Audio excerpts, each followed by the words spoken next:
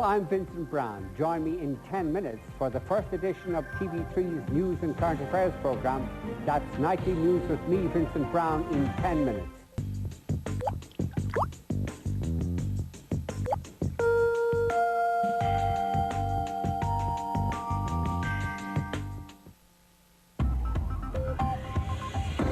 Enda Kenny demands Bertie Ahern's resignation. Bertie Ahern accuses Enda Kenny of telling barefaced lies. And where are Ireland's released sex offenders? Their victims want to know.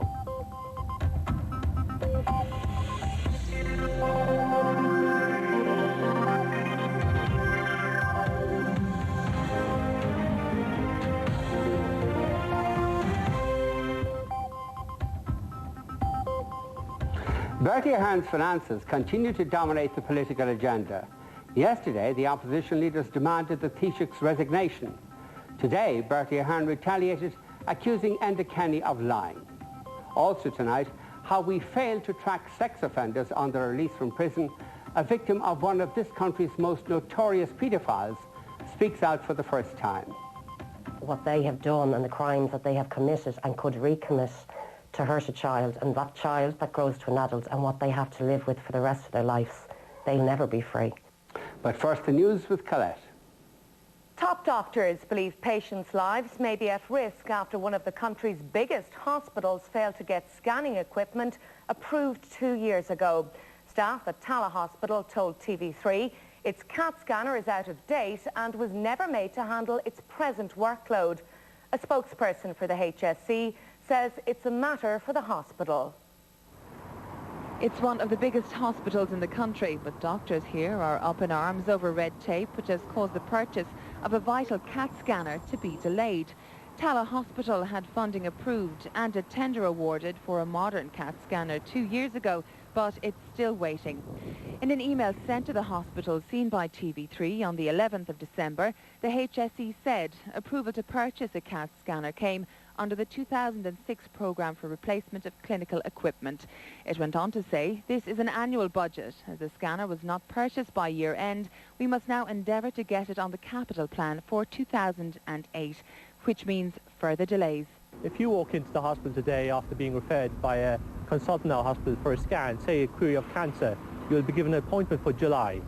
So you can see what the problem is there. If you had a tumour, by July it could be too late or quite advanced. In a statement, Tallaght Hospital would not comment on why the machine was not bought in 2006, but said the hospital is in the middle of the tendering stage for a CAT scanner and is confident a new one will be installed in 2008. As the row rumbles on as to why Tallaght Hospital does not have its new scanner and who is to blame, doctors here say that for many patients it may already be too late. Elaine Crowley, TV3 News at Tallaght Hospital in Dublin. Runaway solicitor Michael Lynn had his licence to practice suspended by the High Court today. 39-year-old Lynn owes his creditors more than 80 million after taking out multiple mortgages on dozens of properties. He hasn't been seen for several weeks. A man's due in court in the morning after an attack where a man's hand was cut off in a Dublin pub. Gardaí were called to the Deputy Mayor pub in Finglas after the 27-year-old's hand was chopped off with a samurai sword. A man has appeared in court in Britain accused of murdering 5 prostitutes. 49-year-old Steve Wright from Ipswich denies killing the women, who were aged between 19 and 29. Their bodies were found in December 2006. Wayne O'Donoghue, the man convicted of the manslaughter of 11-year-old Robert Houlihan, is due to be released from prison in the next 48 hours. It's unclear whether he'll return to Middleton after his solicitor said media attention could make his life impossible. Across East Cork, there are mixed feelings about Wayne O'Donoghue returning to the area. Most people wouldn't mind coming back, and it's not the crime, it's such as what he did afterwards, you know, with the body itself. I don't know, I can imagine the community would be a bit sceptical and nervous of him arriving back home. I hope the boy gets on all right. He made a mistake, and that's all I can say. I don't know if he'd be welcome back. People have mixed opinion about the whole town's kind of split over it. Any prisoner who spent a prolonged period of time in jail will have a variety of thoughts that will be dictated by probably a multitude of factors. How will they cope once they're released? Will they be able to return to employment, to relationships, to their loved ones? Indeed, in some high-profile cases, will they be able to return to their community at all? A spokesperson for the prison service said that if the Houlihan family wish to be informed of when Wayne O'Donoghue is released, then it's up to the family to contact the prison service so as a liaison officer can keep them updated. Paul Byrne, TV3 News, County Cork. And that's it for now. It's back to you, Vincent. Today, Bertie Ahern accused Enda Kenny of telling a barefaced lie. This followed Enda Kenny's charge that Bertie had lied about his finances and his tax compliance. Karen Coleman reports. Enda Kenny was under an umbrella today, but he has no intention of seeking shelter. Today, he poured scorn on the Taoiseach. I made the call that the Taoiseach should stand down or tell the entire truth about the equivalent of €300,000 in today's terms moving through personal accounts of his or controlled by him, or that failing either of those two, that the Minister for Finance should force this issue. And obviously the Taoiseach has responded in part this morning. This was no solo run. The media amassed too for the Labour leader. All of these problems are of the Taoiseach's own making. It was he who failed to give a credible explanation for his personal finances to the tribunal. He now has difficulties on the tax front and with the revenue commissioners. It must be unprecedented that a head of government anywhere would not be able to get a tax clearance certificate to clear his tax affairs, which he's legally obliged to do following a general election. This was a story which could have gone away, but the Taoiseach himself could not resist pouring petrol on the fire. On a visit to South Africa, he said, "The charges that I haven't paid my tax by Enda Kenny is just wrong. He knows he's telling a barefaced lie, and he is. I have honoured my tax compliance, and he's just wrong, and he knows he's wrong." So does Bertie Ahern owe tax? And if so, for what? First, there are the dig-outs from friends in Dublin in the early 90s. Then there's the payment he got for a speaking engagement in Manchester. Bertie Ahern accepts he owes tax from the free accommodation he got at his constituency office in St. Luke's. And there's a question mark over the rental and later purchase of his house in Drumcondra. It's all uncomfortable stuff for the Taoiseach's cabinet colleagues. You work with colleagues, of course. You work and you kind of work together collectively in government to deliver for the Irish people. That's our job. I also have faith in the tribunals to actually do their job, which is look into these very complex and very extensive issues. The challenge now for Bertie Ahern is to weather the storm by producing a tax compliance certificate. That was Carol Coleman. We have with us Fine Gael Senator Eugene Regan and Fianna Fáil TD Sean Arda. Eugene Regan, you've been the person that has been most vociferous in demanding answers from Bertie Ahern about his finances. But leaving aside the legalities for a moment, whatever you say about Bertie Ahern, nobody can accuse him of trying to buy office. You did. I think that is an extraordinary thing to say, and I reject it totally. You spent 45,000 in getting yourself elected to Dunleary County Council. I spent money on the election out of my own pocket. 45,000. Everything accounted for. And I find it extraordinary, Vincent, that when we deal with an issue concerning the Taoiseach of the land not being tax compliant and having sources of funds to his personal accounts, that you can raise that issue again, which was dealt with back in 2004 after that local election. But I think most people I find it extraordinary that you bring that up now. Whatever Bertie Ahern did, most people would find a difficulty in accepting that it's okay to spend, for somebody as rich as you are, to spend 45,000 in buying yourself a council seat. I complied with exactly the standards and the rules and regulations that were there. No, excuse me. And it was my own money, and I have a term loan to prove it. So I think that it's an extraordinary side issue that you raise in this important time. Did you write the Enda Kenny statement of the last few days? Sorry? Did you write the Enda Kenny statement of the last few days? No, Enda Kenny deals with that himself. Did you write it? I did not write it. Did you contribute to it? No, I did not contribute to it. Okay. Enda Kenny said that Bertie Ahern can't explain the lodgements to his accounts. He has explained them. Well, are you satisfied with the explanation? You say that he hasn't explained it. Doesn't matter whether I'm satisfied or not. That's not the issue. Enda Kenny says he hasn't explained them. The truth is he has explained them. There is an explanation, but it's an implausible, incredible... That's not what Enda Kenny said. Well, what I'm saying is, and I believe what Enda Kenny was saying, is that the explanations don't stack up. They're implausible, they're incredible, and they're in direct conflict with a hard factual evidence and documentary evidence. Give us one specific. Well, if you take the lodgement of around £24,838, which was supposed to be a combination of a dig-out loan and the 8,000 sterling from the Manchester dinner, the tribunal have found that that lodgement was 25,000 sterling. So that explanation doesn't stack up. Another lodgement... I don't think it has found it. Another lodgement... You're actually factually wrong on that. Sorry? You're factually wrong. No, I don't think so. It didn't find it was 25,000 sterling. It said it found that it corresponded with 45,000. Was it 25,000 to $40,000 at the time? No, I think you're mixing it up. There are two payments. There is a 25,000 sterling payment. There is a $45,000 payment. And that's an entirely separate payment. Well, first of all, I don't believe that the tribunal has made any finding. And it won't make findings, and it has said it is not making findings until it finalises the tribunal report. Senator Regan said during a debate on the Reform Treaty on the 12th of December that the Taoiseach could not be trusted even giving evidence under oath. Now, I think that is a scandalous thing for any member of the Oireachtas to say under Oireachtas privilege. And it is that type of innuendo, that type of comment that brings not only the tribunals into disrepute, but the Oireachtas into disrepute. No, I reject that totally. You said that, and that is from the record of the House. The point you're making, I'm rejecting. Is it the truth? No. Did you say that? Excuse me, I'll answer the question. Yes, answer the issue. What I said is hurtful not only to the Taoiseach, hurtful to all of his family, hurtful to all of the members of the Fianna Fáil Parliamentary Party. And it is the type of thing that has now come through to Enda Kenny and Eamon Gilmore, and they are taking up the type of terrible stuff that you have put out into the press over the last number of months. I think the point is that the Taoiseach has given an explanation in the Dáil.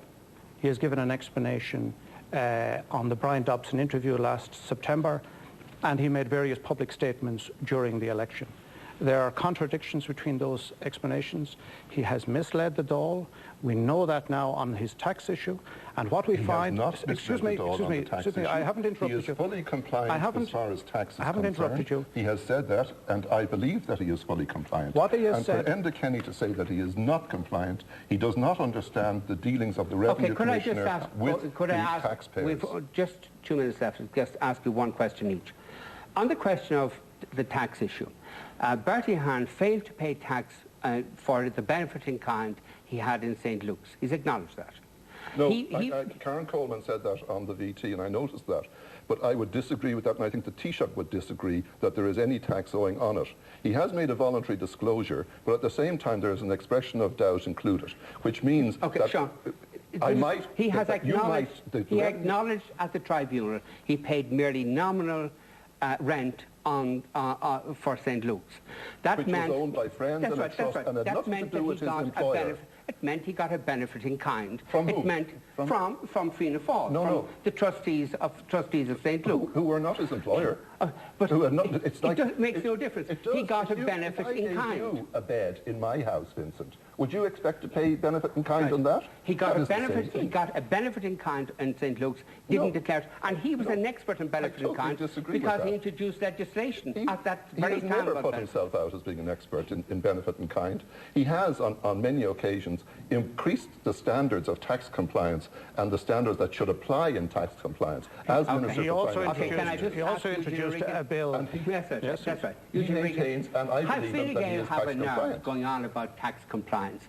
Fine Gael deliberately defrauded revenue over several years by under-the-counter payments to people in its head office. We are talking about today we are talking about tax compliance regime which has been introduced in this country over the last 10 years with rigor. Over that and time. now we have a situation where... You're not dealing with the point? Fine Gael I wasn't dealing with that issue. Tax during that time. I wasn't dealing with that issue, and I believe that that issue was resolved. But what we're dealing with, and it's cleaning up any such issues in the political system, that's what this tribunal is about. And for the Taoiseach to say today he's tax compliant when it is very evident he cannot produce a tax compliance statement. Compliant still. Okay, coming up on Nightly News, how we fail to monitor sex offenders after they are released from prison. Back in a moment.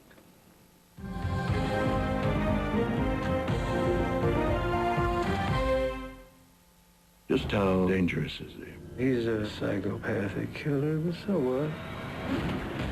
Nothing you fear. I'm looking for Llewellyn Moss. Do you want to leave a message? Yes. Can prepare you for him. You know how this is going to turn out, don't you? These people will kill him. They won't quit. He won't neither. No Country for Old Men. It's gentle. It's minerals. It's foundation. New True Match Minerals from L'Oreal. The new mineral makeup. Flawless coverage that's gentle on skin. Fragrance-free, no preservatives. The lightness of a powder. The flawless coverage of a foundation. True Match. Naturally. New True Match Minerals from L'Oreal Paris. You're worth it. Open the door to a better career. Send your CV to maryb.ie. Log on to maryb.ie today to look at the hundreds of quality positions currently online. And upload your details to find and open the door to your dream job. maryb.ie has over 26 years expertise in finding the right temporary, contract or permanent roles for our candidates. maryb.ie. Opening doors.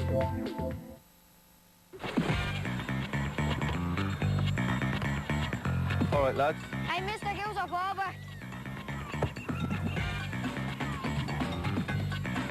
Watching these lads play reminds me when I first started out and saw my name in Target. Target is Ireland's biggest, brightest junior soccer supplement, and it's only in the Star every Tuesday. With your match reports plus full fixture listings, you've no excuse to miss a game, whether you're under 11 or over the hill. Dream big. Get Target every Tuesday, only in the Star.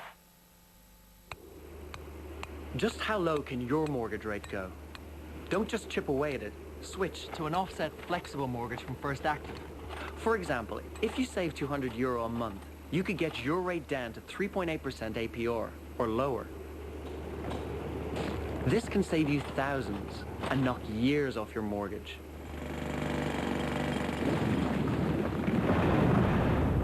So switch to an offset mortgage now. Drop into your local First Active branch or call 1850 678 910.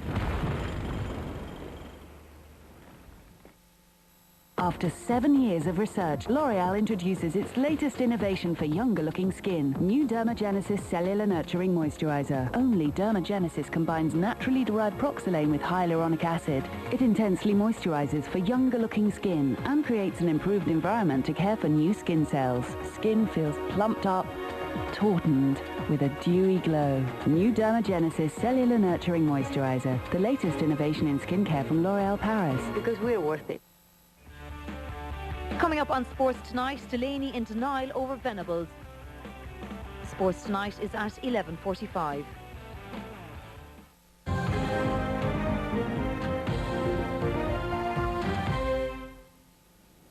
Welcome back. Most countries have a system for tracking sex offenders once they leave prison, but not here. Tonight, a victim of this country's most notorious paedophiles has added her voice to those demanding change. Will be placed on the sex offenders register for the rest of his life. Now be registered as a sex offender. So registered sex offenders for at least 5 years. The name will also be... It's a term we hear regularly, but Ireland doesn't actually have a sex offenders register. There's no mention of the term in any of the current legislation, and there are only minimal requirements placed on sex offenders to inform Gardaí of their personal details. Former swimming coach Derry O'Rourke was released from prison last March. He had pleaded guilty to a string of sex offences involving girls as young as 10. After his release, Derry O'Rourke first rented a house in Baltinglass, County Wicklow, but when locals and the media found out, he was forced to move. Next, he was spotted outside Ballyjamesduff in Cavan, but again his identity was revealed and he moved to nearby Ballyhaise, also in County Cavan. He has since moved on again from that address, and now it's unclear where he's living. Tonight, in her first ever television interview, a woman who was abused by O'Rourke when she was a child has broken her silence to voice her anger at the way our system monitors offenders. If they're being released, which they are, I think they should be tagged. There should be a very strict curfew that either they go to the guards first thing in the morning and 6, 7, 8 o'clock in the evening, but that there's a tight control on where they are, what they do and how they live their lives. Because what they have done and the crimes that they have committed and could recommit to hurt a child, and that child that grows to an adult and what they have to live with for the rest of their lives, they'll never be free. Angela was abused from the age of 11 and had a child by her abuser when she was just 17. I think the shock for me is that when people look at the news or they, hear about somebody being on the sex offenders list, they actually think that that person is now monitored very, very closely. And that's not what happens. The person may send a note in to the police station on whatever given day to say I'm sick or I'm somewhere else in the country. There's no big alert around the country to say that person hasn't turned up. And I don't know how many times they have to not appear before there is a big alert. When a sex offender is released from a prison like here at Arbour Hill, they're expected to notify Gardaí of their address. But recent figures from the Department of Justice have revealed that more than 950 released offenders are going unmonitored. The take-up of treatment programs within prisons is also extremely low. The Gardaí don't have any power of arrest. If the person has been given a post-release supervision order by the judge, then the probation services have a responsibility to monitor his whereabouts. But if he doesn't adhere to their requirements, they don't have any power of sanction. So at some level, it means nothing. His name was Father O'Brien. He was the closest thing to God that we knew. This is going to be the most honest confession of my life. He's one of America's most notorious paedophiles, and he's living in Ireland. Former priest Oliver O'Grady has admitted abusing more than 20 children in the US. He's the subject of the Oscar-nominated documentary, Deliver Us from Evil. If they said to me, well, do you feel aroused when you see women? I would say no. Do you feel aroused when you see men? No. I said, do you feel aroused when you see children? I said, well, maybe. How about children who are in swimsuits? I said, yeah. How about children in underwear? I say, yeah, How about if you thought you saw children naked? And I said, yeah. Since returning to Ireland from the US, Oliver O'Grady has lived in North Tipperary, Dublin and Dundalk. But like Derry O'Rourke, he keeps moving from town to town, so now it's unclear exactly where he is. The America that Oliver O'Grady left behind has a very different system when it comes to tracking sex offenders. In the US, the term Megan's Law is used to describe state laws requiring authorities to identify those with convictions. All someone has to do is log on to their state website. There you can look up all the sex offenders living in a particular area. The user can even avail of a map to locate individuals and access profiles of offenders. The downside of this system is that it can lead to acts of vigilantism and even murder. There's disagreement among campaigners and victims about exactly what kind of system should be introduced here. But one thing they're all agreed on is that the current situation has got to change. People do need to know. And that's up to the government and the people in authority and the courts to look at this situation and deal with it and do something about it to protect children, but also to protect us. We've been hurt enough. And not just me, but anybody that's been abused by somebody. We've already been hurt. So all I would say is please, stop hurting us over and over again by putting this up into our faces. It's not fair. It's hard to live with as it is. As Brian O'Donovan reporting, the Department of Justice told us this evening that it and relevant agencies are conducting a thorough examination on the operation of a sex offenders register. How they are doing that, since there isn't a sex offenders register, I don't know. We have with us Paul Anthony McDermott, barrister. How come so many people are confused about the existence of the sex offenders register? Well, there is no register. What happens in Ireland is if you're convicted of a sex offence, you're under a legal duty to provide certain information to the Gardaí, your date of birth, your name, and your address. And if you change your name or your address, you have to tell the Gardaí about that within 7 days. But there's no law saying what the Gardaí have to do with that information. So they get the information in, it's all kept centrally in Dublin, and there it sits. The difficulty is, if we went down the American system, and it is extraordinary that if somebody were to be convicted of abuse in Dublin and released, you would have no idea where they were living in Dublin or in Ireland. But if they were to travel to California and get on the register there, somebody in California would be able to see their picture, their details, and what street they live in, simply because they've moved to California. So it is a potential gap in the law. The problem is this: if you were told tomorrow there was a sex offender living next door to you, what would you do with that information? Now, some people might act responsibly and simply try to avoid the house and try to make sure their children stay away from it. But there are undoubtedly people out there who, if they had that information, would be tempted to engage in acts of violence. And when somebody's released from prison, we can't do what the ancient Greeks did, which is to ostracize somebody and throw them out of the country. An Irish citizen has the right to live somewhere in Ireland. We can't toss them out of the country.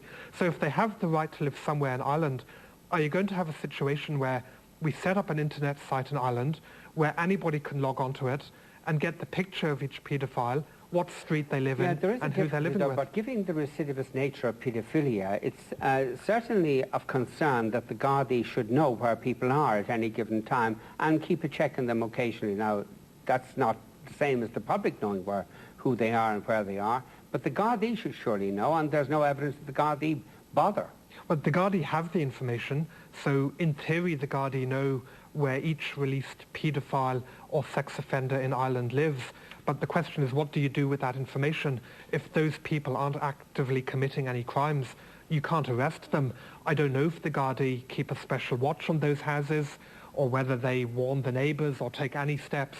But the current state of the law is a reasonable halfway house, because at the moment, if you seek a job working with children, if you fail to disclose when applying for the job that you're a convicted sex offender, that's a criminal offence. And if you fail to tell the Gardaí you're leaving the country or you're moving your house... Has anybody ever been charged with that offence? I'm not aware of it. And in fact, the penalty is very low.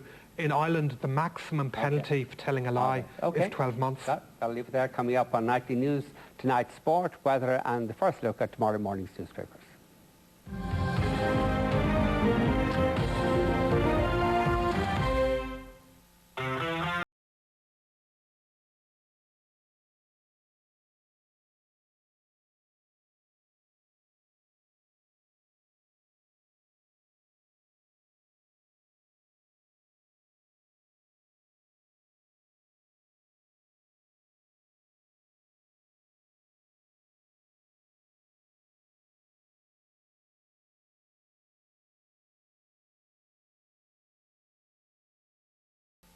Beverly Hills Formula.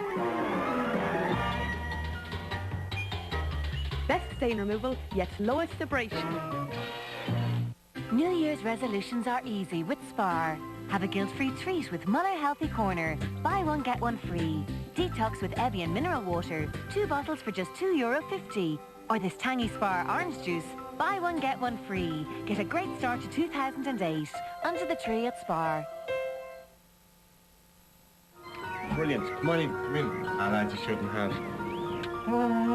You are gazebo. How are you? Come on in. Tanya, Sarah, Susan.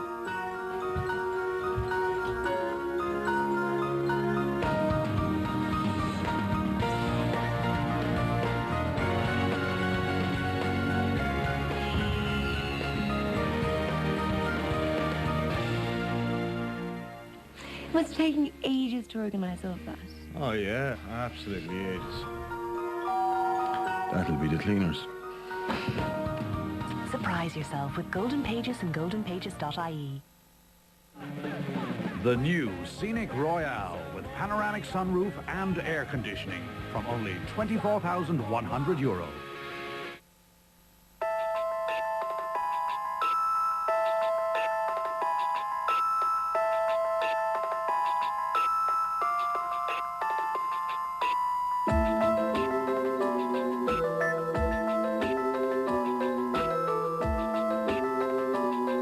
other employment rights questions in your workplace. Because whether you're an employee or an employer, you need to know the answers. So to get more information, log on to www.employmentrights.ie. You need to know. It's the law. NERA, the National Employment Rights Authority.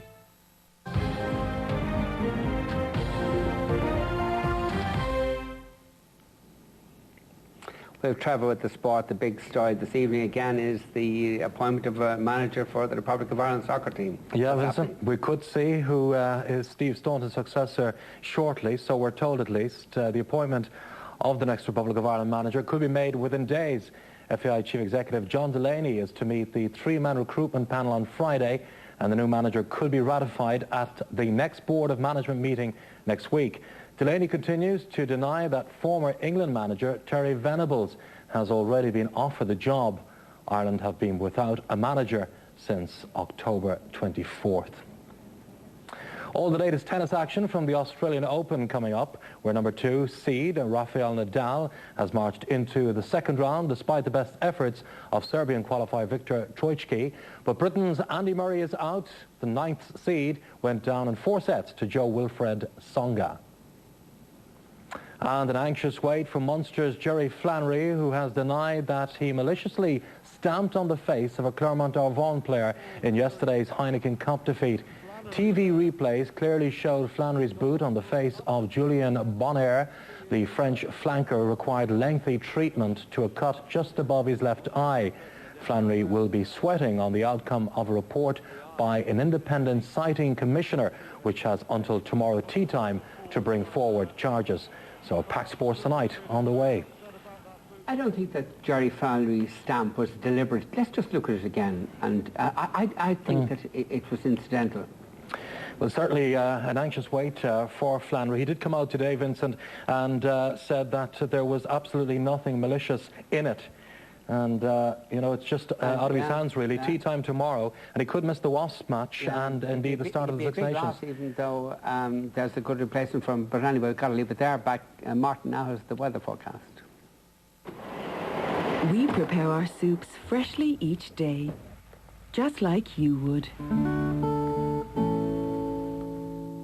Yeah, plenty of wintry foods needed over the next 24 hours or so as temperatures are again tested. It's been a pretty chilly day today. At least we got sunshine. I hope you enjoyed it, because there's not as much of it around for tomorrow, folks. This, you see, is already sneaking up on us. It's got a fair amount of water in it too. That will take its time crossing the country tomorrow. As it moves out of the southwest, it will allow some sunshine in. So it's not all bad news for Tuesday, but you will need your brollies, and you'll need some pretty strong ones as well, with the amount of rain that's expected in a couple of places. A real risk of surface water once again.